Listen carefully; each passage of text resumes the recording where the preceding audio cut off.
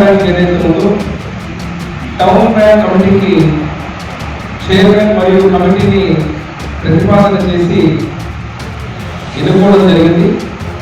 ఈ ఎన్నికలు మళ్ళీ ఇప్పుడు మంత్రివర్యులకు, అదే రకంగా డిసిఓ గారికి, అదే రకంగా ఉన్నటువంటి కమిషనర్ గారికి ఈ యొక్క ఎన్నికల్లో నియోజకవర్గం నుంచి టౌన్ బ్యాంక్ కమిటీ చైర్మన్తో పాటు 13 మంది సభ్యుల్ని ప్రతిపాదన చేసి పంపడం జరుగుతుంది.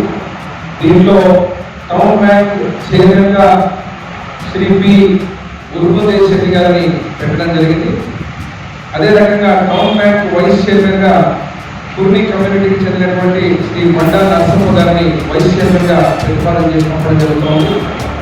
అదే రకంగా Shri Mehar Mehboob Basha town bank director గా, Shri Uppala Ravikumar town bank director గా, Shri Goa English Padmashali community town bank director గా, Shri Valmiki Raju town bank director గా, Shri Ori Venkateswara Reddy town bank director గా, శ్రీ కదిరికోట శాలం ఎస్సీ కమ్యూనిటీకి చెందినటువంటి వారు వారి టౌన్ బ్యాంక్ డైరెక్టర్ గా, శ్రీ తోట నరసింహుడు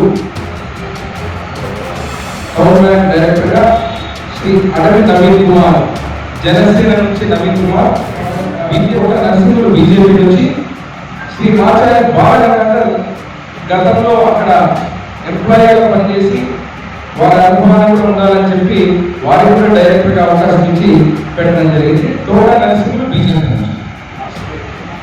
Shri Acharya Balagandhar retired town bank CEO బాలగంధర్.